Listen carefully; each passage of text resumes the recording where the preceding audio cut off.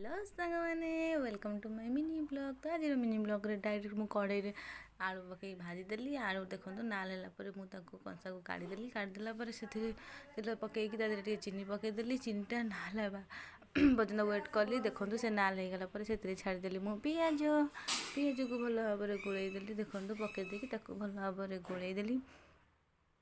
गोलैला छाड़देली मु नाली हवा को। सी नाली है मुझे बाटण पकईदेवी ए ता भितर भी मुझे कहीदे आज आम घर कहीं नथिले तो आज रोसई दायित्वटा मो उपर थिला। तो मुझे आज चिकेन करूली। चिकेन देखो मसला को भल भाव में गोलैदेली। तापर आसीगला आमर दिव्यांशु बाबा।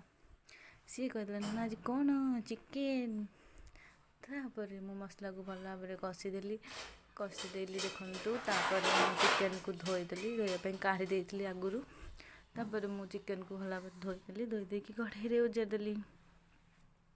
एपटे कढ़ाई उजारदेली। तापर चिकेन को भल भाव में गोलैई देकी घोड़ेदेली कषि हाँपाई। देन लाइक शेयर सब्सक्राइब करेंगे। जय जगन्नाथ।